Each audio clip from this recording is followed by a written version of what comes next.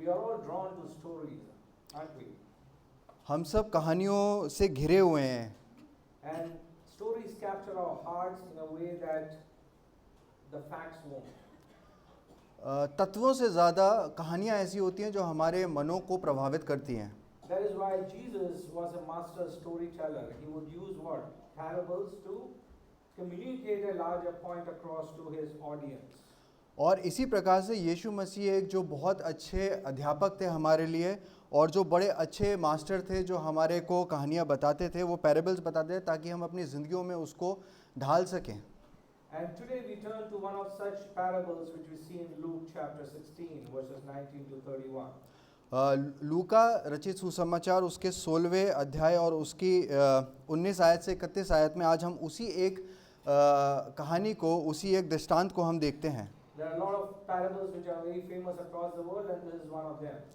बहुत सारे दृष्टांत बहुत ही हम देखते हैं दृष्टांत बाइबल के अंदर, परंतु उनमें से एक ये दृष्टांत है जो बहुत फेमस है। It's a story, and whether or not we know it's a real account or not, but it draws us deep into the reflection of life, eternity, and the state of our hearts.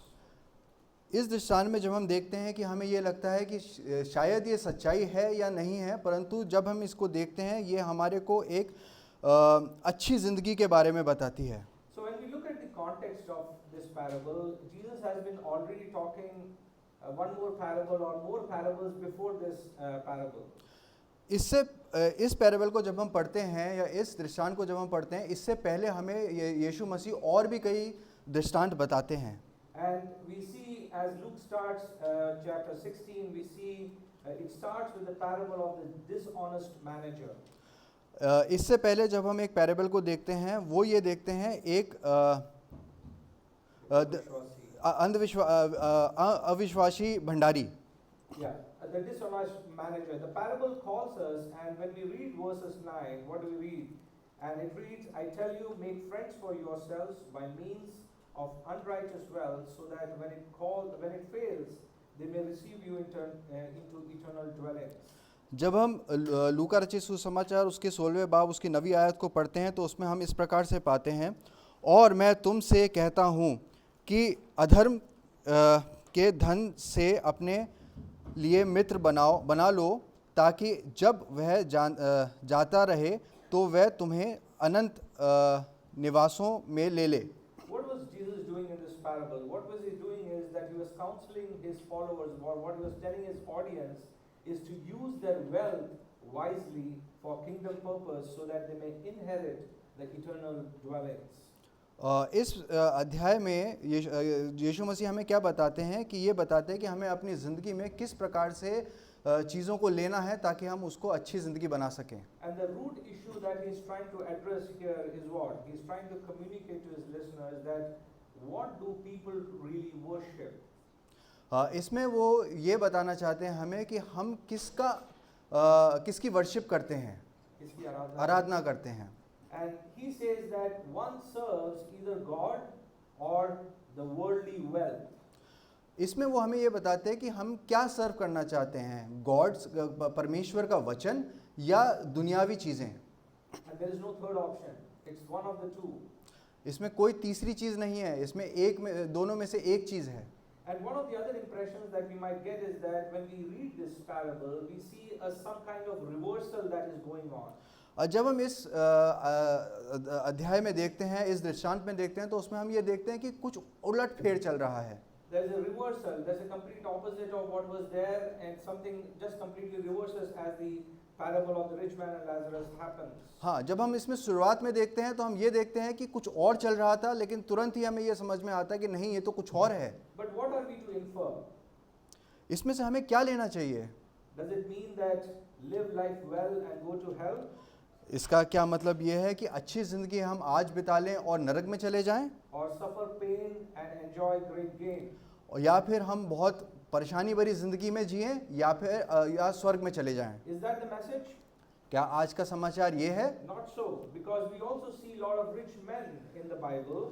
नहीं, क्योंकि हम वचन में बहुत सारे अमीर लोगों को देखते हैं who were also rich as well as godly. जो कि बहुत अमीर थे लेकिन प्रभु में थे।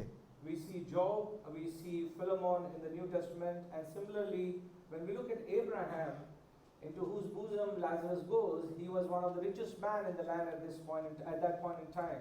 हम यहाँ पे अयूब, फिलेमोन को देखते हैं और ख़ास तौर से हम अब्राहम को देते हैं जिसके दाहिने हाथ जाके लाजर बैठा था। वो एक ऐसा आदमी था जो बहुत रिच था, बहुत अमीर था। So one of the things that I want to set very clear is that Jesus, while he talks about wealth, what he's really coming to is that does wealth really control us? यहाँ पे प्रभु यीशु मसीह जब इस दृष्टांत को बताते हैं तो वो ये बोलना चाहते हैं कि क्या हमारी जो सामाजिक चीज़ें हैं वो हमें प्रभावित करती हैं। I want to focus on two main things this morning. The first one is two different identities, and the second one is two different destinies. आज के समय में, आज के दिन हम दो चीज़ों पे बात करेंगे, दो प्रकार की भाग्यता, दो प्रकार के लोग और दो प्रकार का भाग्य। Identity would be पहचान। Yeah. So it would be two different identities that we see in this parable, and we also see two different destinies that we eventually see of how things turn out for these two men. आज यहाँ हम दो प्रकार के Yeah, let's start with two different identities, and we see that in Luke 16 verses 19 to 21.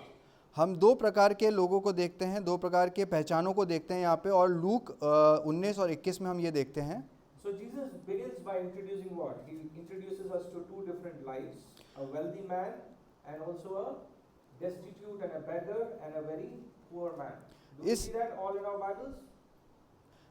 या इस दृष्टांत में हम ये देखते हैं कि दो प्रकार की ज़िंदगी के बारे में प्रभु यीशु मसीह हमें बताते हैं। एक ऐसी ज़िंदगी जो एक बहुत ही अमीर आदमी है और एक ऐसी ज़िंदगी जो एक बहुत ही गरीब और भिखारी इंसान है। What do you immediately notice as a difference? What strikes out for you in this parable as you read this? Is there anything that strikes you? कुछ ऐसी चीज़ें जो आपको यहाँ पे अलग लगती है? Like just the introduction to these two men. Does anything stand out for you? इन दो लेखांत में आपको कुछ एक चीज़ ऐसी लगती है जो अलग है बहुत? Other than being rich and poor, is there any difference that Jesus mentions? कोई ऐसी चीज़ जो प्रभु यीशु मसीह ने यहाँ पे लिखी है जो अलग है? Anything more important than that? Yeah, Okay. that's true. We see that the rich man is unnamed and the poor man is named. या There's a name to the poor man. What's the name?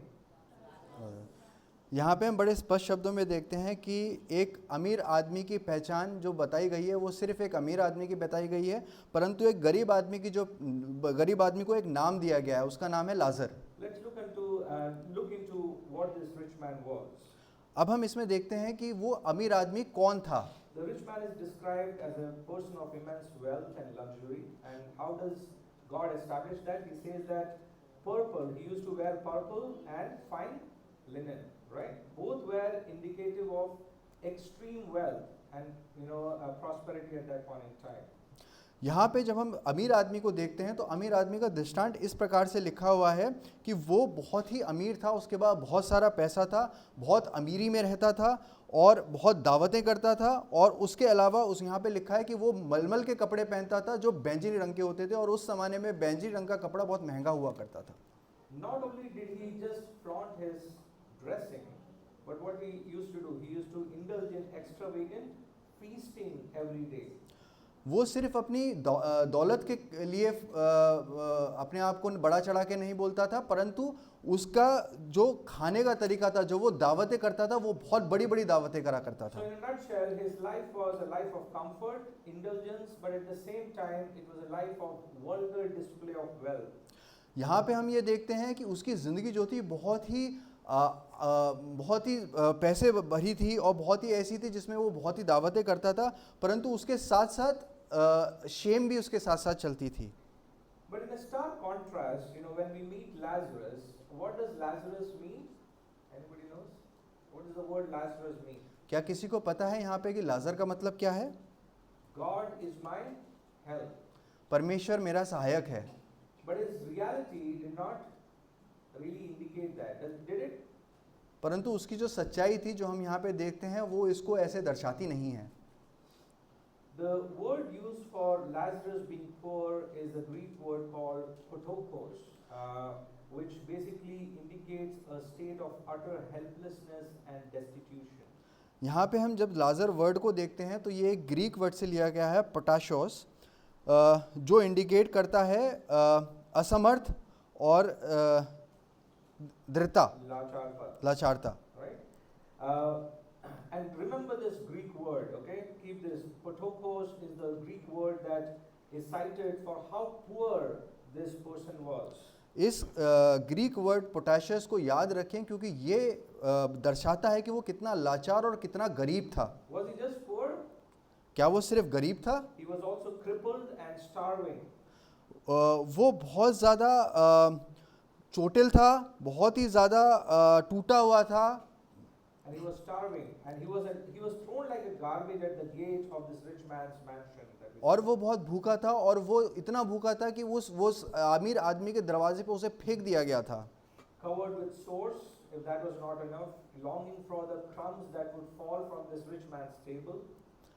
सिर्फ इतना काफ़ी नहीं था कि उसको उस दरवाजे अमीर आदमी के दरवाजे के तरफ फेंक दिया गया था, परंतु उसके पूरे शरीर पे चोटिल था और वो उस रोटी के लिए इंतज़ार करता था कि जो वो अमीर आदमी दरवाजे पे फेंक दिया करता था या टेबल के नीचे फेंक दिया करता He था। was an outcast, he was shamed, and he was considered at that point in time what? Cursed man. उस समय में वो ऐसा दिखाया जाता था कि वो बहुत ही कर्ज बंदा है, बहुत ही बाहर निकाल दिया वाला बंदा है, इसलिए उसको ऐसा दर्शाया जाता था। So we see these two men living at two ends of the social and economic spectrum. यहाँ पे हम दो तरीके के लोगों को देखते हैं जो सामाजिक और आर्थिक स्थिति में हम उन लोगों को भापते हैं। But we see that what does Jesus do? He names Lazarus. यहाँ पे हम सबसे इम्पोर्टेंट क्या देखते हैं, सबसे महत्वपूर्ण क्या देखते हैं, प्रभु यीशु मसीह इस आदमी को एक नाम देता है जो नाम है लाजर। And I just want to touch upon that God is my help is what Lazarus means. और यहाँ पे मैं ये बताना चाहता हूँ कि जो शब्द लाजर है उसका मतलब है परमेश्वर मेरा सहायक है। God is my salvation, that is what it means. प्रभु मेरा उद्धार करता है। And Lazarus has a name because God is his help. लाजर का नाम है क्योंकि परमेश्वर की सहायता, परमेश्वर का संगति उसके साथ है। The rich man had nothing but the designation of a rich man. अमीर आदमी के पास क्या है? सिर्फ एक ओहदा है जो कि वो अमीर है। So what Jesus is trying to tell us through this in point 1 is that we have two ways of how do we lead our lives. यहाँ पे प्रभु यीशु मसीह हमको ये बताना चाहते हैं कि हमारे पास दो तरीके हैं अपनी ज़िंदगी जीने के लिए। It's either going to be a Christ-centered identity, या तो ये एक ऐसी ज़िंदगी है जिसमें हम प्रभु यीशु मसीह को महत्वपूर्णता दें, and the second one is going to be self-centered identity. दूसरी आइडेंटिटी, दूसरी पहचान ये है कि हम अपने आप को पहचान दें। And what is self-centered identity? It is where we base our identity on anything and everything else but Christ. और ये अपनी पहचान क्या है? जब हम परमेश्वर यीशु मसीह के बजाय और चीज़ों को महत्वपूर्णता देते हैं अपनी ज़िंदगी में। You know, when we look at ourselves as Christians, there are a lot of times, you know, we come from various different backgrounds and we want to believe that when we are blessed with wealth, it's sort of a divine favor. जब हम अपने आप को देखते हैं, हम ऐसे समाज से आते हैं जहाँ पे हम अपने आप को अपनी दौलत के तौर पे ये देखते हैं कि हम कहाँ खड़े होते हैं। But I want to tell you that it is not necessarily true, my dear church. मेरे प्रियजनों, आज के दिन मैं आपसे ये कहना चाहता हूँ कि ये बिल्कुल सत्य नहीं है। And we need to understand this, why Jesus was talking this way and who was he talking to? He was talking to the Pharisees at that point in time who were lovers of money, but they responded to Jesus' teaching about money with ridicule. प्रियजनों, मैं यहाँ पे ये बताना चाहता हूँ कि जब हम इस अध्याय को पढ़ते हैं तो यहाँ पे हम किन लोगों के बारे में बात करते हैं। यीशु मसीह किन लोगों को ये दृष्टांत के बारे में बता रहा है, ये फारसीस को बता रहा है। और वो लोग ऐसे होते थे जो पैसे को महत्व देते थे, और जब प्रभु यीशु मसीह पैसों के बारे में बताते थे तो वो उनका ठट्टा उड़ाते थे। The law that they used to keep, they always so were confident about the fact that wealth is a sign of God's blessing and poverty is a sign of God's displeasure. That is what they used to think very strongly. जो उनका कानून था, जिस कानून में वो रहते थे, उसमें उनका ये सोच था कि पैसा ही सब कुछ है, अगर आपके पास पैसा नहीं है तो कुछ नहीं है, और पैसे से ही आपको सबसे अच्छी अनुग्रह मिलता है। And that paisa was considered God's blessing, and anybody who was poor was not blessed. It was God's displeasure. पैसा ही प्रभु की अनुग्रह दिखाता था, प्रभु की आशीष दिखाता था, और अगर आपके पास पैसा नहीं है तो आप एक पापी होते थे। So then when this person Lazarus is suffering, obviously he had committed some heinous sin, or his family or generations had committed something so serious that God was unhappy and was not having any favor given to this man. अब यहाँ पे हम इस दृष्टांत में देखते हैं कि जब हम लाजर को यहाँ पे देखते हैं तो हम ये अनुमान लगाते हैं, या वो फारसी ये अनुमान लगाते हैं कि लाजर जो है किसी प्रकार का बहुत बड़ा पाप किया होगा, या उसकी पुरानी जनरेशन में किसी ने इतना पाप किया होगा कि जिसके वजह से आज वो इस स्थिति में है। But Jesus, what he does is verse 15, if you look at it, while keeping the sanctity of law intact, what he does is that he reverses the belief system of the Pharisees. He challenges their belief as to what they believe. And he says in verse 15, which is exalted among men is an abomination in the sight of God. यहाँ पे हम ये देखते हैं कि प्रभु यीशु मसीह उनको challenge करते हुए, जो फारसी हैं उनको चैलेंज करते हुए, उनको ये बोलते हुए कहते हैं कि वर्ष 15 में हम ये देखते हैं कि तुम जो मनुष्य के सामने अपने आप को धार्मिक ठहराते हो, परंतु परमेश्वर तुम्हारे मन को जानता है, क्योंकि जो व्यक्ति मनुष्यों की दृष्टांत से महान है वह परमेश्वर के निकट दंडित है। Right? What is exalted among men is an abomination in the sight of God. And very interestingly, when you see the sequence of events, then comes verse 18. Can we just move to verse 18? What does he say? जब हम इसी के sequence में आते हैं तो 18वें अध्याय में हम क्या देखते हैं? He's talking about wealth, and suddenly there's verse 18. It's a complete, it seems to be an outlier, does it? जब हम यहाँ पे देखते हैं तो हम सिर्फ दौलत को देखते हैं, और जब हम 18वीं आयत में आते हैं तो हम क्या देखते हैं? Suddenly he's talking about divorce. Suddenly यहाँ पे एकदम से वो तलाक के बारे में बताना शुरू कर देते हैं। He says, everyone who divorces his wife and marries another commits adultery, and he who marries a woman divorced from her husband commits adultery.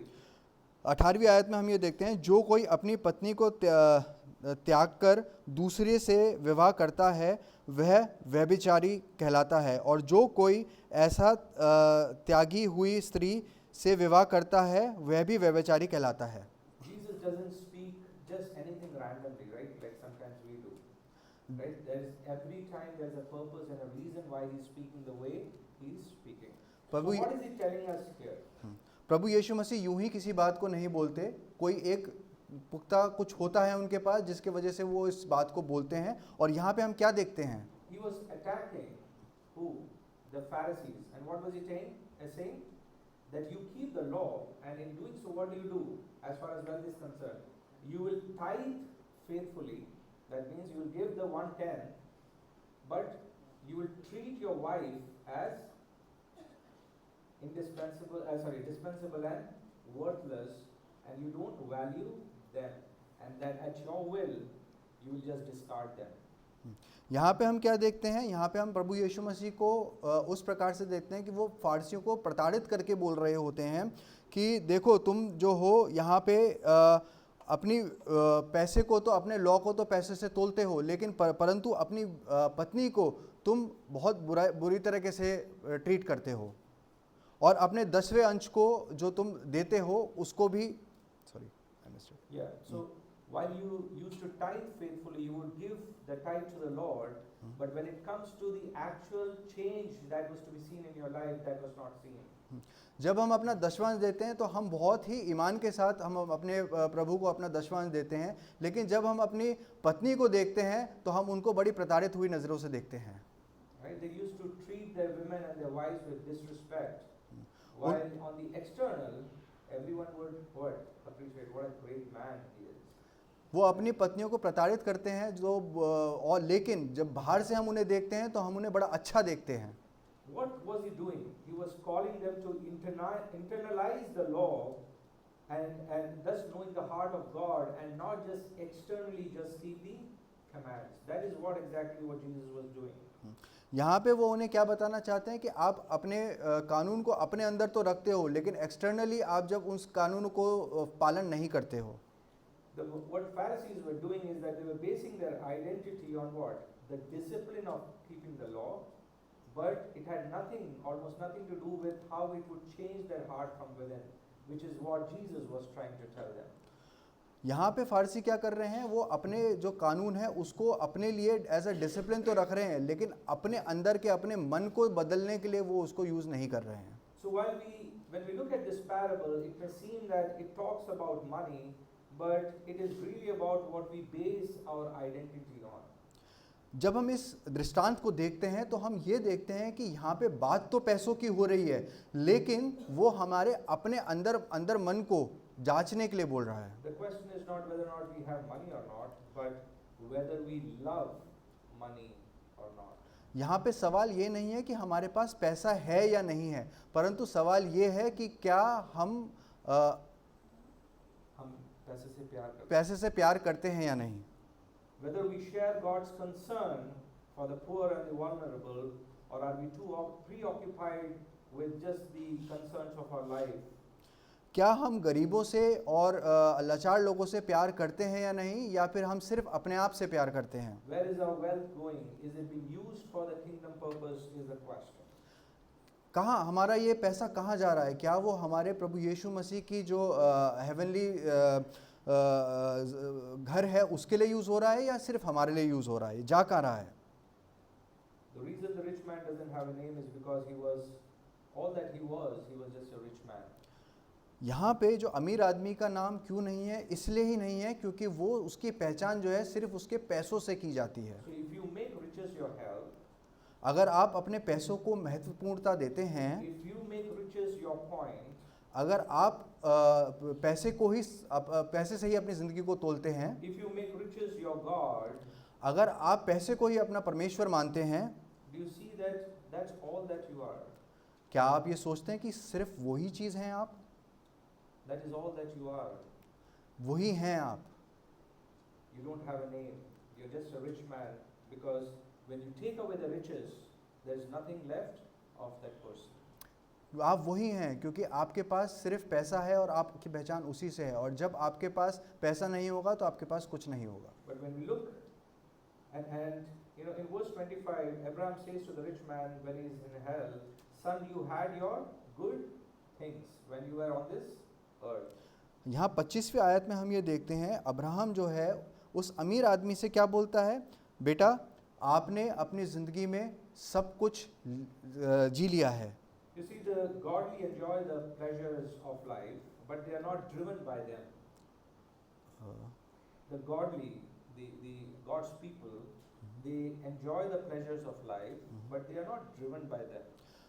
जो परमेश्वर के लोग हैं वो इन चीज़ों से जी तो लेते हैं लेकिन वो इन चीज़ों के लिए नहीं रहते हैं।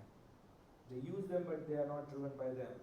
वो उसको इस्तेमाल तो करते हैं लेकिन उनके लिए महत्वपूर्ण प्रभु यीशु मसीह ही है, Because God is the treasure.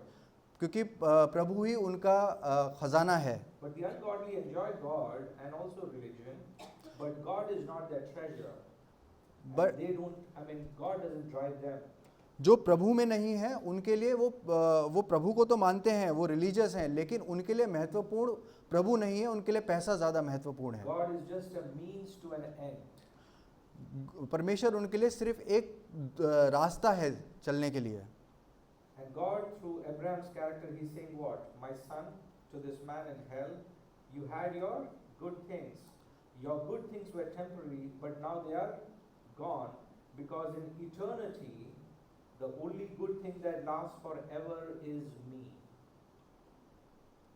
यहाँ पे प्रभु उस अमीर आदमी से क्या कहता है जो नरक में है, वो ये कहता है कि आपने अपनी ज़िंदगी में सारी अच्छी चीज़ें कर ली हैं, सब कुछ आपने पा लिया, आपने बहुत आयत से अच्छी ज़िंदगी जी ली, लेकिन वो इटर्नल लाइफ के लिए काफ़ी नहीं है।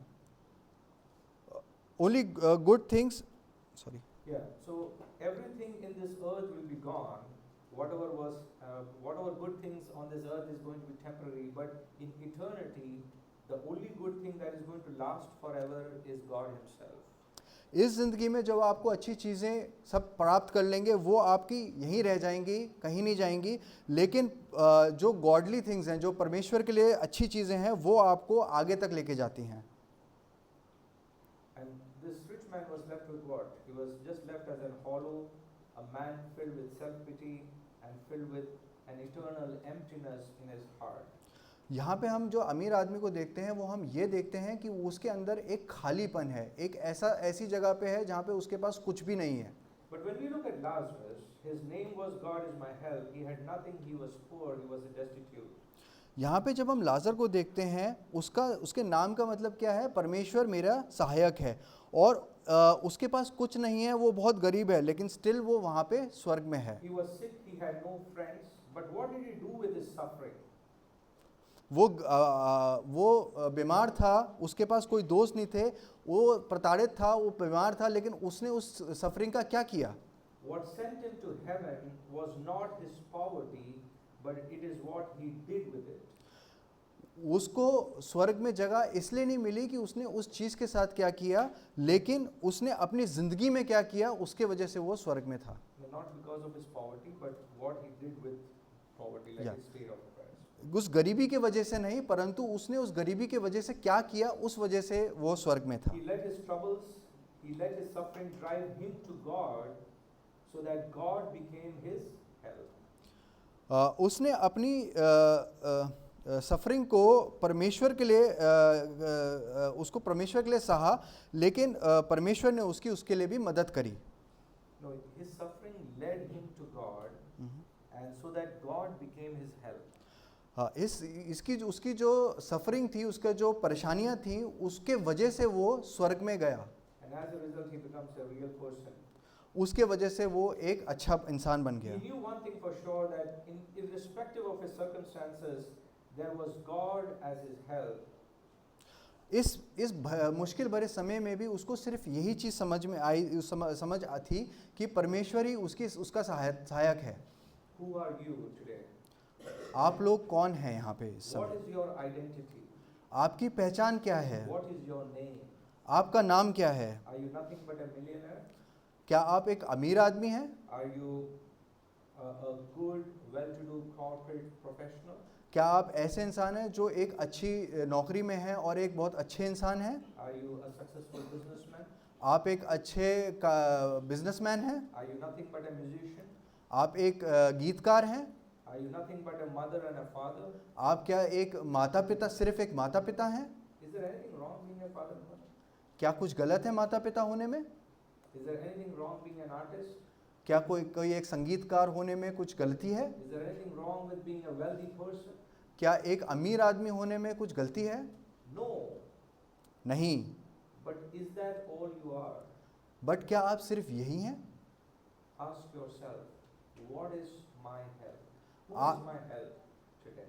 आज हमें अपने आप से यही पूछना है कि आज हम क्या हैं? क्या पैसा ही हमारे लिए सब कुछ है? And what we pin our identities on in this world is going to determine what? It's going to determine our destiny. And that is what takes us to point number 2. और यही चीज़ है, हमें ध्यान देना है, आज हमें ये समझना है कि हमारी जो पहचान है हमें कहाँ रखती है और हमें कहाँ ले जाती है। और इसी के द्वारा हम अपने दूसरे पॉइंट की तरफ आते हैं, जो है डेस्टिनी, भाग्य। Though two different destinies as to where do we eventually land.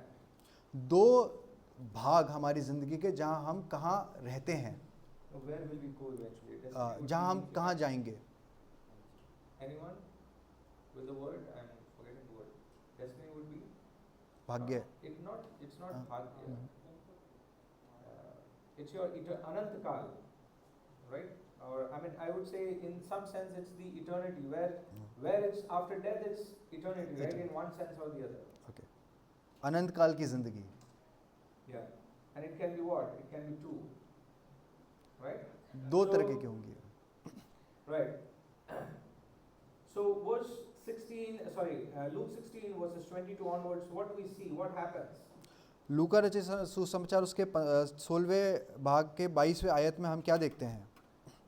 Then comes the inevitable. What is it? Death.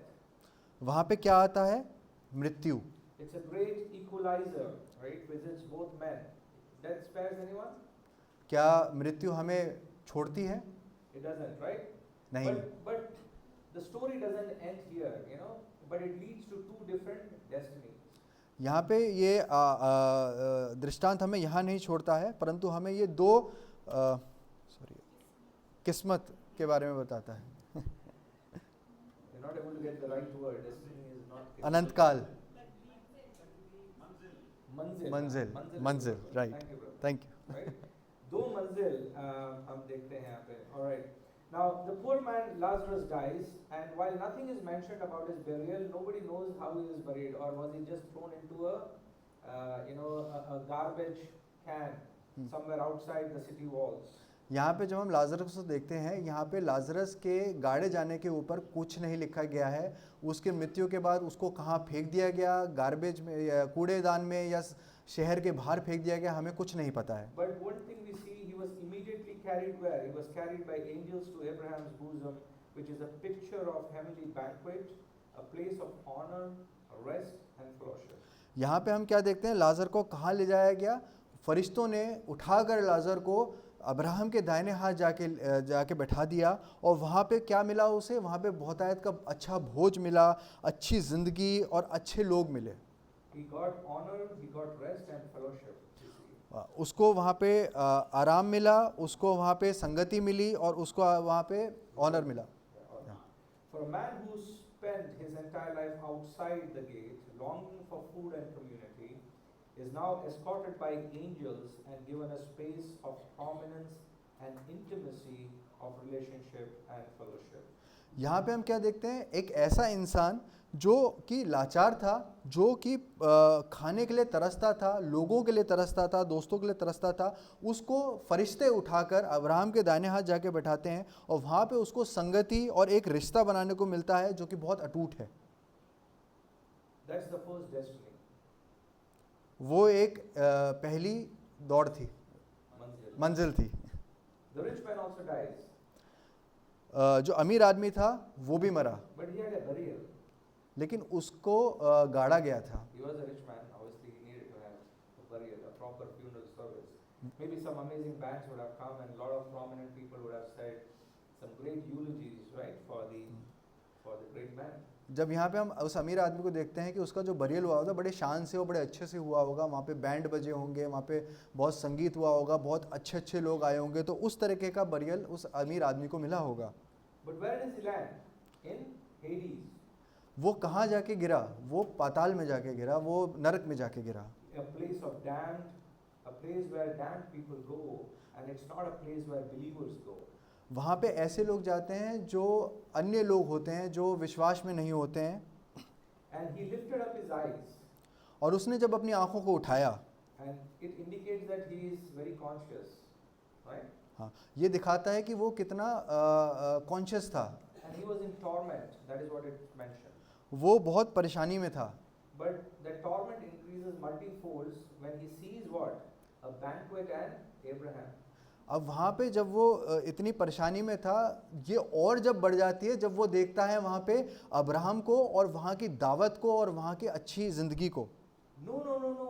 This is not possible. How can that Lazarus be there? I should be there. That is what was biting him more. यहाँ पे हम क्या देखते हैं? वो कहते हैं अरे ये क्या, लाजर ऊपर है और मैं नीचे, ये कैसे हो गया? वो तो बहुत ही लाचार और बहुत ही गरीब था। These are the two destinies. This is the reality of what?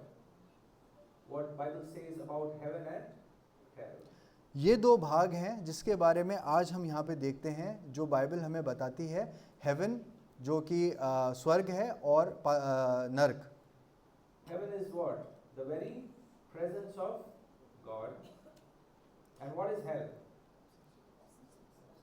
The absence of God. स्वर्ग को हम किस रूप में देखते हैं? जहाँ पे प्रभु हमारा मौजूद है, और नरक को हम इस प्रकार से देखते हैं कि जहाँ पे परमेश्वर की मौजूदगी नहीं है। And after death, What is this? This is an eternal reality or a temporal reality?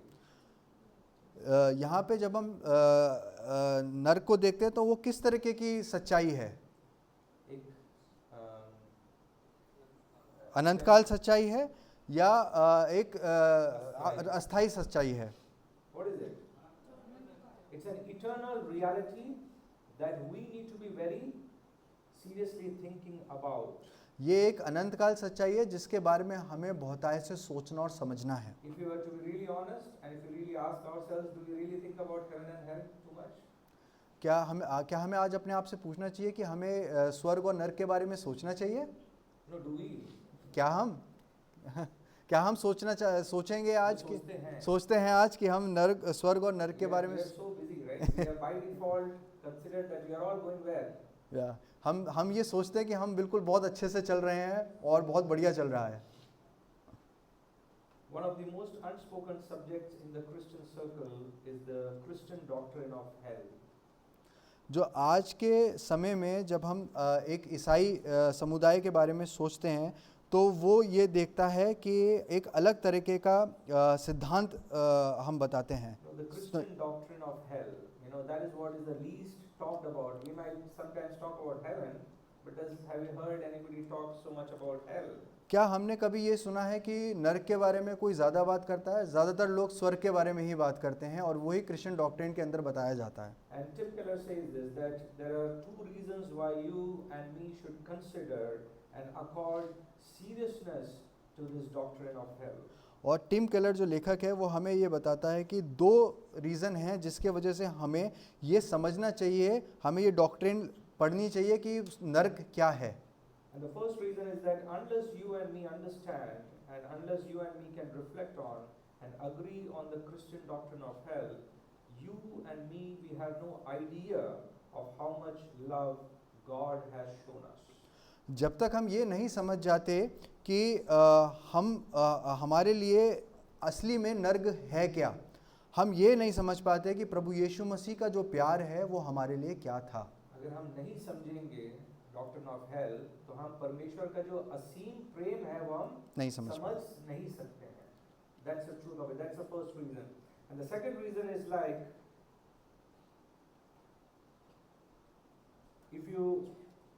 the second reason is because, do you know who is the author of it? क्या आप जानते हैं कि वो दूसरे रीज़न का लेखक कौन है?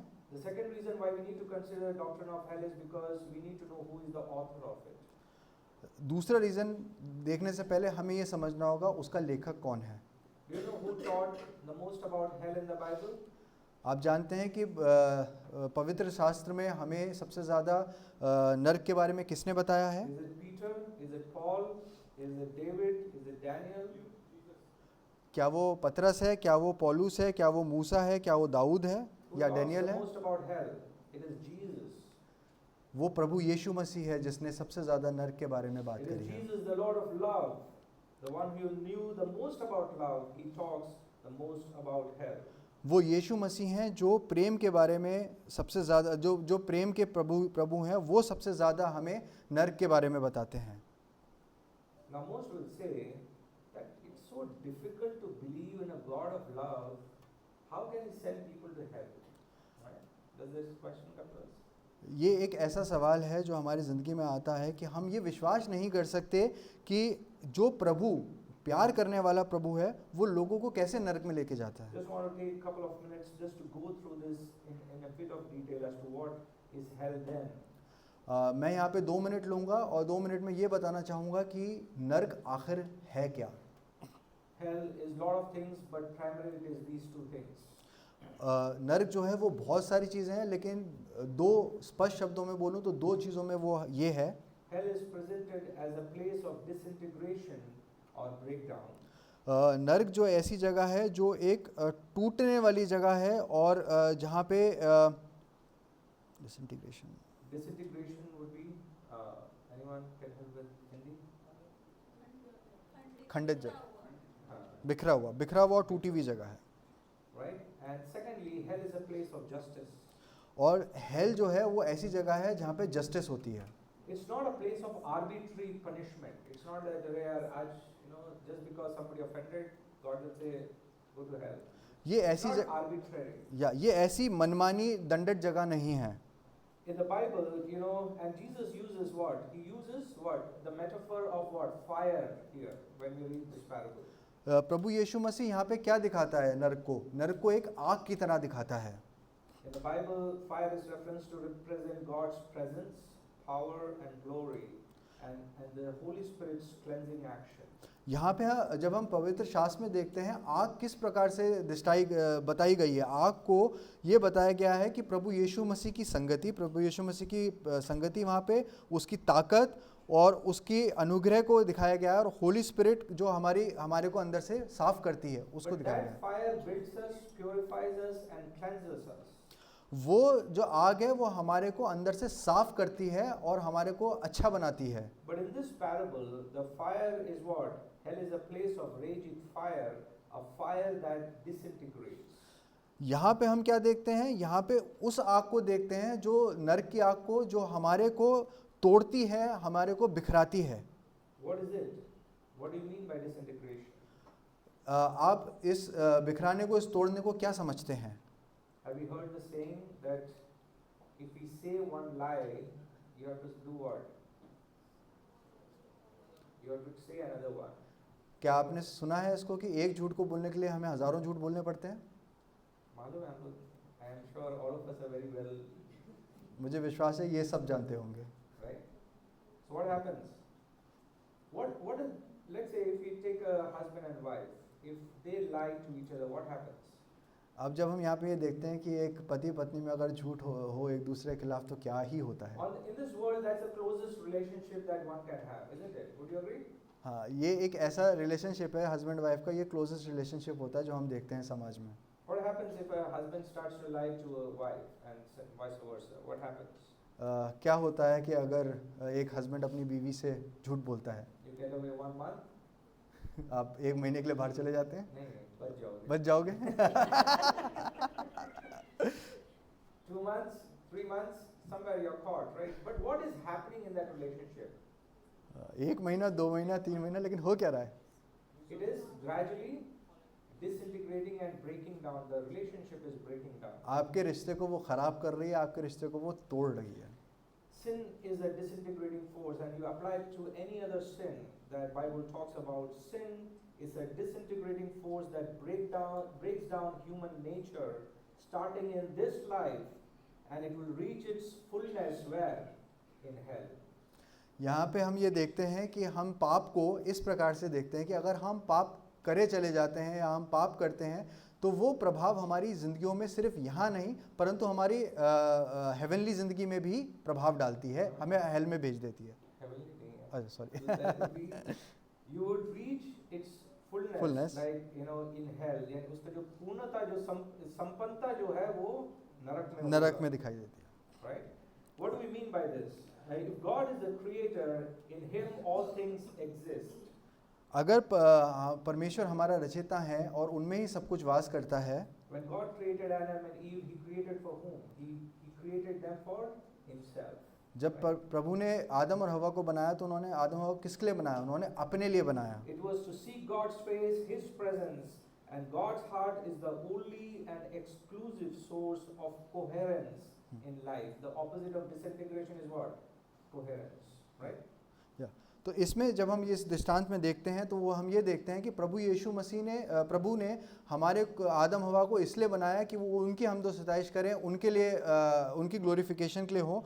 लेकिन यहाँ पे हम क्या देखते हैं? प्रभु का So and God's heart is the only and exclusive source of coherence in life. That means everything has meaning only when we are in the presence of God. यहाँ पे हम क्या देखते हैं? प्रभु का जो अनुग्रह है वो हमारे पास हमेशा ही बना रहता है और उसका प्रेम हम हमेशा देखते हैं। If there is to be a meaning, it has to be in His presence. So when we move away from God, what happens? जब हम परमेश्वर से अलग होते हैं तो क्या होता है हमारी जिंदगी में? What happens? क्या होता है? Everybody is awake. Disintegration happens. Gradually the breakdown starts. हम परमेश्वर से अलग होने लगते हैं, हम टूटने लगते हैं। The absence of God is a raging fire. परमेश्वर का जो दूर होना होता है उस वो हमारे लिए ज़िंदगी में एक अलग तरीके की आग होती है जो हमारे को तोड़ रही होती है। It will disintegrate you if not consume you fully. वो हमारे को तोड़ देगी अगर वो पूरे तरह हमारे को कंज्यूम नहीं कर लेगी।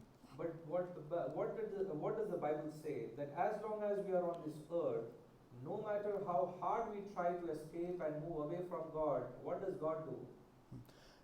परंतु पवित्र शास्त्र हमें क्या बोलता है कि हम No matter how much we try to rebel against God and we try to escape His presence, what does God do? चाहे हम कितना भी परमेश्वर से दूर हो जाएं या उनके खिलाफ चले जाएं, लेकिन प्रभु हमारे लिए क्या करता है?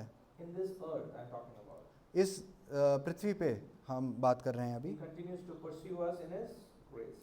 वो हमारे को अनुग्रह हमारे पर हमेशा डालता रहता That's है। a part of His mercy in this life. वो उसका अनुग्रह है जो हमारे को इस ज़िंदगी में देता है। So if you have a sin in your life, अगर आपकी ज़िंदगी में पाप है, and if you don't come to Him in repentance today, अगर आप पश्चाताप के रूप से उसके सम्मुख नहीं आते हैं, it's going to disintegrate you. वो आपको तोड़ने लगेंगे, It will disintegrate your family वो आपके परिवार को तोड़ देंगे and everything that you dearly value.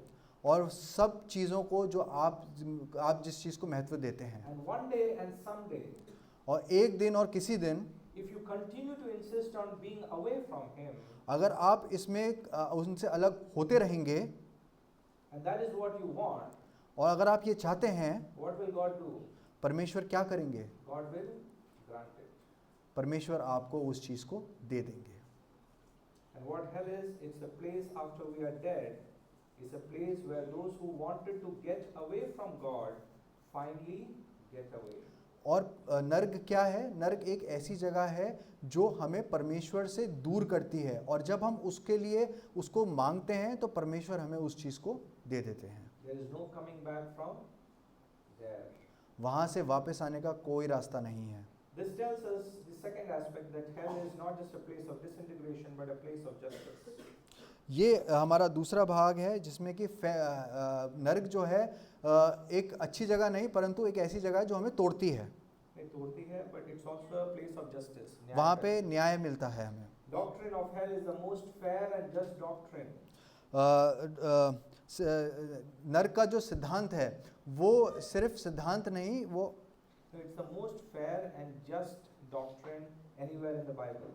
ये एक ऐसा सच दृष्टांत है जो हमारे को सिर्फ पवित्र शास्त्र में मिलता है और कहीं नहीं मिलता है। There is nothing unfair about it. यहाँ पे कुछ भी गलत नहीं है उसके बारे में, There is nothing unjust. कोई भी गलत तौर से नहीं बताया गया है, There is nothing inappropriate about it.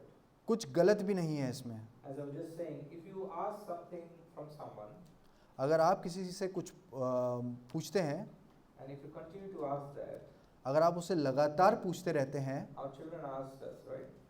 हमारे बच्चे हमसे पूछते रहते हैं, So if it is not good for them as per us, what will you do? We'll say no.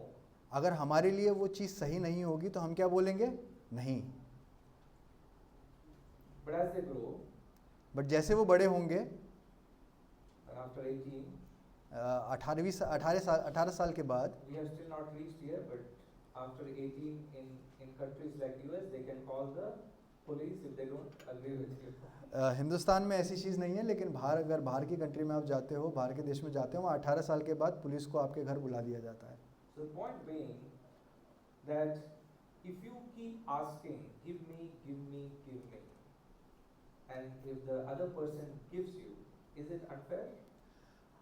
मुख्य बात यह है कि अगर हम किसी से ये चीज़ मांगते रहते हैं कि हमें चाहिए चाहिए चाहिए और वो इंसान हमें वो चीज़ दे देता है, क्या वो गलत है? Is it unfair? क्या वो हमारे लिए कोई नुकसानदेह है? So when man wants his space outside of God's presence, and that is what he wants and wants and wants, that is what God is going to give him or her. अगर हमारा जो हम अनुग्रह सोचते हैं वो परमेश्वर से दूर है, परमेश्वर के निकट नहीं है, अगर हम उसको मांगते रहेंगे और परमेश्वर हमें दे देगा, तो क्या वो सही है? उसमें कोई isn't it fair?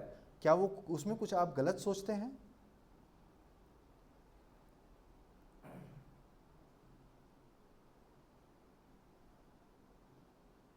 There are a couple of more things that we see in hell. Hell is not a place of remorse or repentance. नरक एक ऐसी जगह है जहाँ पे हम पश्चाताप नहीं कर सकते। You see, when the rich man in hell opens his mouth, what does he say? जब वो अमीर आदमी नरक में था तो जब उसने अपने मुंह को खोला उसने क्या बोला? Does he ask for forgiveness? क्या उसने पश्चाताप मांगा? Does he even ask to get out of it? क्या उसने ये बोला कि मुझे पाताल से निकाल दिया जाए? Does he say that? क्या उन्होंने ऐसा बोला? He makes two requests. उन्होंने वहाँ पे 2 निवेदन किए। At least one thing is certain, that he continues in his old behavior. He's still thinking that he's the boss and Lazarus is his servant. यहाँ पे क्या वो हम देखते हैं कि वो अपने पुराने तौर तरीकों में वैसे ही है कि वहाँ पे वो अपने आप को एक मालिक और लाजरस को एक नौकर की तरह से देखता है। This would have been a great time for him to apologize and be sincerely repentant of what? His actions and the way he treated Lazarus. But does he do? He doesn't even talk to Lazarus. यहाँ पे हम क्या देखते हैं कि ये उसके पास एक बहुत अच्छा मौका था कि वहाँ यहाँ पे वो पश्चाताप करे और पश्चाताप करके वहाँ से माफ़ी मांगे कि जो कुछ उसने लाजर के साथ संबंध किए, जो भी लाजर के साथ सोचा या किया, दुर्व्यवहार किया, उसको वो वहाँ पे माफ़ी मांग सकता था, लेकिन उसने ऐसा नहीं किया। In fact, he doesn't talk to Lazarus at all. He goes to what? Father Abraham, because that's the figure, right? He's going to make the changes. यहाँ पे उसने क्या किया? वहाँ पे यहाँ पे उसने लाजर से बिल्कुल बात नहीं करी, परंतु यहाँ पे उन्होंने अब्राहम से बात करी और अब्राहम से बात करके बोला। He says, Father Abraham, verse 24, have mercy on me and send Lazarus to dip the end of his finger in water and cool my tongue, for I am in anguish in this flame. यहाँ पे उन्होंने 24वीं आयत में क्या बोला कि हे Abraham, लाजर को मेरे पास भेज दो कि वो अपनी उंगलियों को ठंडे पानी में डुबो के मेरी ज़बान के ऊपर रख दें ताकि मैं तृप्त हो जाऊं। But Abraham said, Son, what love, what grace, what compassion. Right? यहाँ पे अब्राहम क्या कहता है? हे पुत्र। यहाँ पे हम देखते हैं कि उन्होंने बड़े ही प्यार से उसको पुत्र शब्द से यूज बात करी। And he says, he goes on to say in verse 26, beside all of this, between us and you there is a great gulf fixed, that those who want to pass from here to you are not able, and none from there would be able to cross over here forever. यहाँ पे जब Abraham उसे बोलते हैं कि हे पुत्र, तेरे और हमारे बीच में एक बहुत बड़ा गड्ढा है और उस गड्ढे के उस तरफ से इस तरफ तक आने में ना तुम इधर आ सकते हो ना हम इधर से उधर जा सकते हैं। Was it again a temporal thing? क्या वो एक समय के लिए थी वो चीज़? Or was it for eternity? It's for ever. कि वो हम अनंत काल के लिए थी। First request is denied. Then he moves to second request. पहली जो निवेदन था उसको तो प्रताड़ित कर दिया गया, उसको मना कर दिया गया। Now at least some repentance. अब जो उन्होंने निवेदन किया वो एक तरीके का पश्चाताप था। नहीं. Now you would think that there will be some remorse and repentance in this man. अब हम यहाँ देखते हैं कि हमें ये लगता है कि अब शायद वो अमीर आदमी पश्चाताप करेगा। Not so. नहीं। What he said in verse 27, I beg you, Father, to send him to my father's house. I have 5 brothers, so that he may warn them, lest they also come to this place of torment. अब यहाँ पे वो कहता है कि हे Abraham, लाजर को मेरे पिता के पास भेज दो, क्योंकि मेरे 5 भाई हैं, कहीं ऐसा ना हो वो भी नरक में आ जाएं। But Abraham said to him, what? They have Moses and the prophets, that is the only Bible in existence at that point in time, and let them listen to them. अब यहाँ पे अब्राहम उनसे क्या कहता है? Abraham उनसे ये कहता है कि तुम उनके पास तो मूसा और भविष्यवक्ताओं की किताब है जिससे कि वो समझ सकते हैं, जान सकते हैं कि उन्हें कैसी ज़िंदगी बितानी है। And what does the rich man say? He is again trying to correct Abraham's theology. यहाँ पे अब वो क्या कर रहे हैं? वो अब्राहम को फिर से उनकी थियोलॉजी को ठीक करने की कोशिश कर रहे हैं। What did he say? उन्होंने क्या कहा? No, Father Abraham, but if someone goes to them from the dead, they will repent. But he said to them, and Jesus puts these prophetic verses in Abraham's mouth, that if they don't listen to the Moses and the prophets, neither will they be persuaded if one rises from the dead. अब यहाँ पे वो अमीर आदमी कहता है कि नहीं पिता, नहीं अब्राहम, मेरे कोई मरो में से जी कर मेरे भाइयों के पास जाएगा, वो ज़रूर पश्चाताप करेंगे। लेकिन यहाँ पे अब्राहम के ज़ुबान पे प्रभु यीशु मसीह अपना अनुग्रह डाल के बोलते हैं कि he said to him, Jesus In verse 31. in verse 31, He said, yeah, you can read that. उसने उससे कहा, जब वे मूसा और भविष्यवक्ताओं की नहीं सुनते, तो यदि मरे हुओं में से कोई जी भी उठे तो उसकी ना सुनेंगे, मानेंगे। You may think that it's coming out of concern.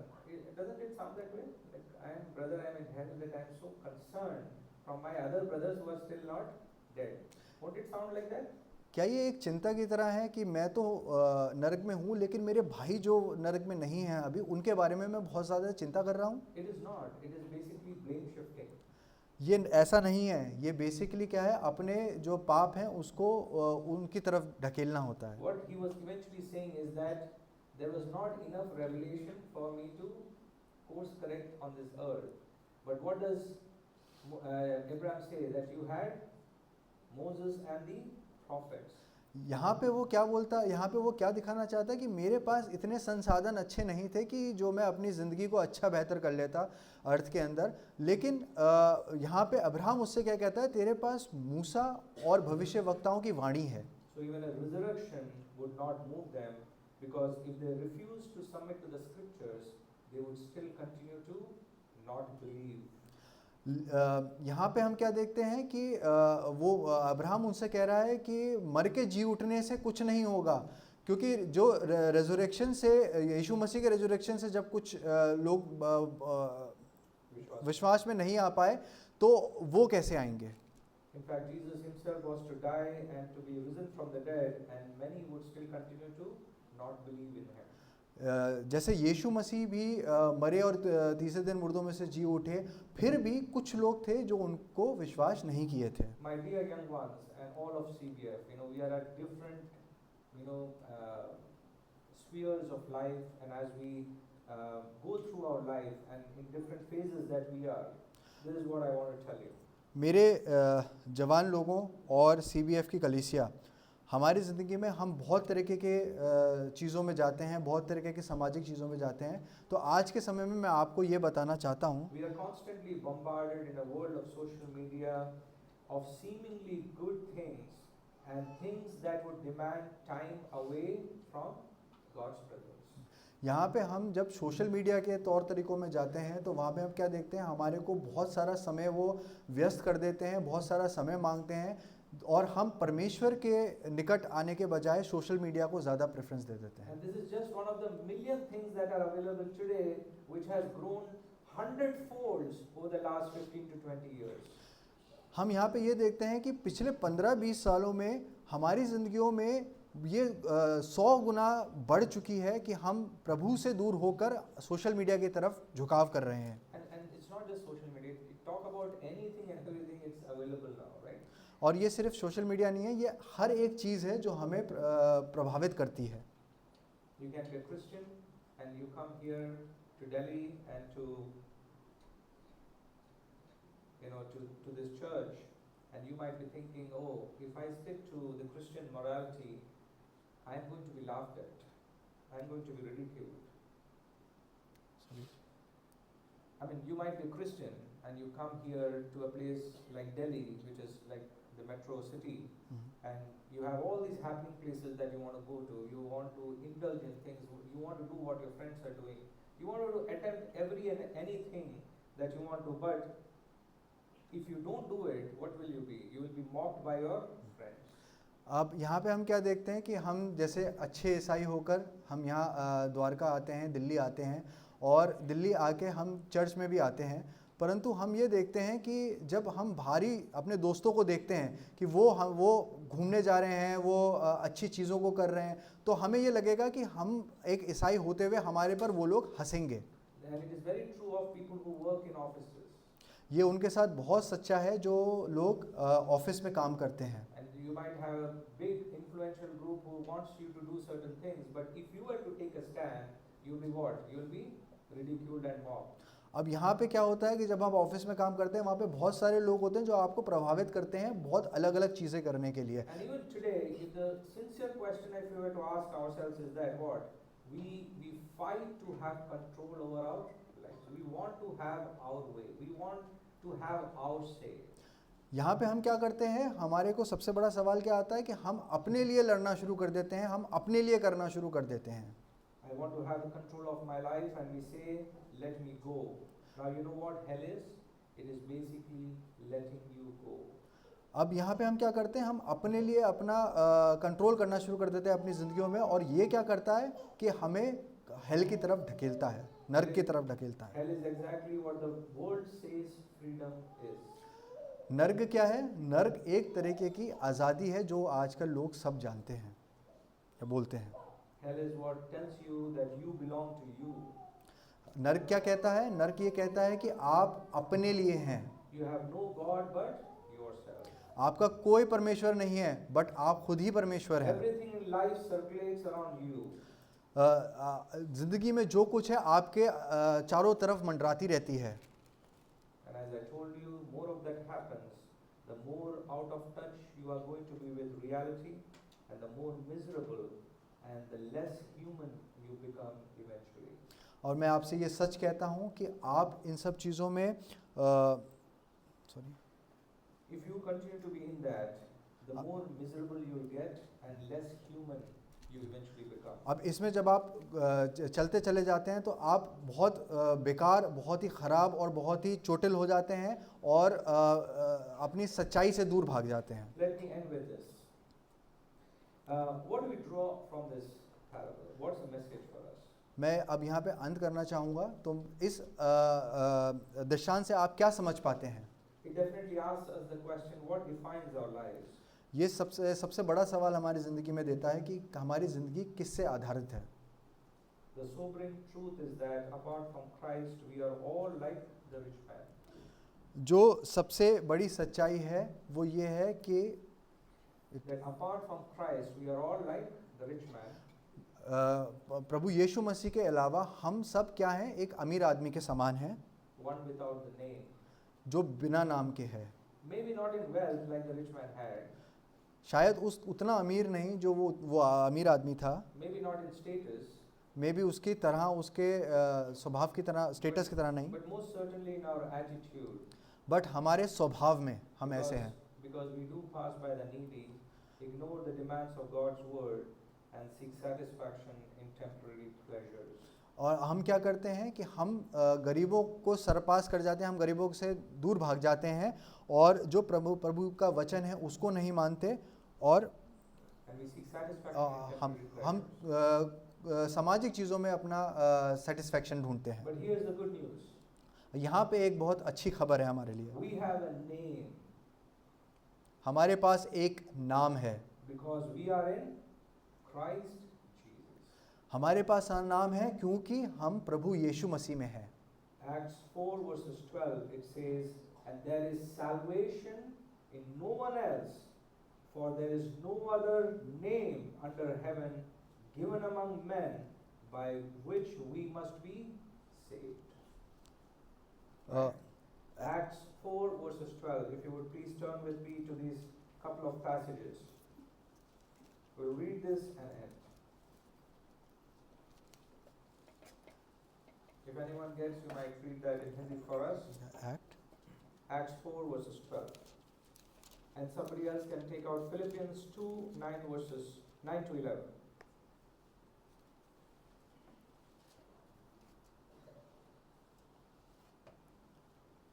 Okay, let's move on. You Yeah. please refer that into the in your Bibles. In Philippians 2, 9 verse 11, again a very famous passage. What does it say? Therefore God has highly exalted him and bestowed on him what?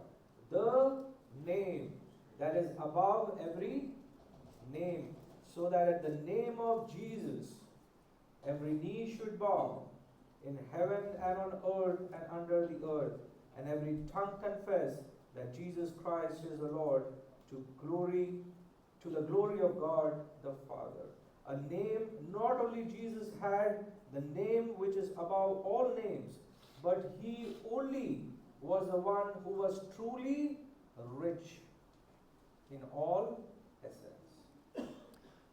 यहाँ पे हम क्या देखते हैं कि Philippines में लिखा है कि सबसे ऊंचा नाम और सबसे बड़ा नाम प्रभु यीशु मसीह का है और और केवल नाम नहीं था, लेकिन he was the only one in every sense was the true rich man, और उनके अलावा कोई और अमीर व्यक्ति कहीं नहीं था, the creator and the owner of the universe. जो हमारा रचयिता और पूरे दुनिया का रचयिता था। What did he do? In 2 Corinthians 8 verses 9, would you please read that, and we'll come back to the Greek word. It says, there is one who, though he was rich, 2 Corinthians 8 verses 9, there is the one who, though he was rich, he became poor. You know what the word is used for poor? It is the Greek word potokos. यहाँ पे हम क्या शब्द को देखते हैं? Greek word पुटोकोश को देखते हैं, जो कहता है परमेश्वर हमारे साथ है, सहायक है। He became poor so that by his poverty we might become rich. क्योंकि हम उसकी गरीबी को देख के हम क्या बन सकें? अमीर बन सकें। He was cast out, humiliated, and suffered on our behalf. वो प्रताड़ित था, वो निकाल दिया गया था और वो बहुत मुश्किल समय में था, And he suffered on our behalf. और वो हमारे लिए प्रताड़ित हुआ जा रहा था। He bore our sin on the cross उन्होंने हमारे लिए हमारे पापों को अपने ऊपर ले लिया and took the judgment that we deserved and went through, and he rose again, conquering death, so that we might have eternal life. And we have today, in believing in Christ, what are we? We are co-heirs of the eternal inheritance of what? The ultimate riches that you and me cannot even begin to think about. यहाँ पे हम क्या देखते हैं? यहाँ पे ये देखते हैं कि उन्होंने हमारा सारा बोझ, हमारा सारा दुख अपने ऊपर ले लिया। जिस जजमेंट के हम हकदार थे, उन्होंने वो जजमेंट अपने ऊपर ले लिया और वो फिर से जी उठे और यहाँ पे हमें क्या दिया? हमें बहुतायत की ज़िंदगी दी, एटर्नल लाइफ दी, अच्छी ज़िंदगी दी और उसने अनंत काल का हमें वारिस बनाया। The ask today is that, and it is difficult, I know, do we acknowledge Jesus Christ? Where do we find our identity today? That's a question that I want to leave you with. हमारा आज का सवाल ये है कि हम अपने आप की पहचान क्या बनाना चाहते हैं? Last week we were listening from Beatitudes. पिछले हफ्ते हम Beatitude से देख रहे थे।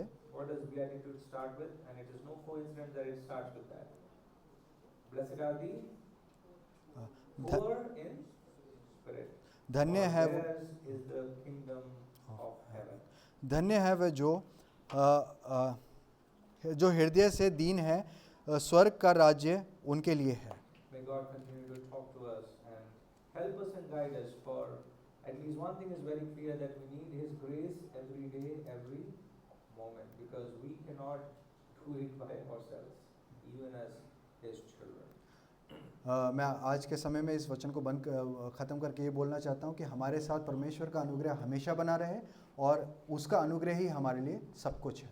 Thank you, Ashish. You did a great job. Thank you.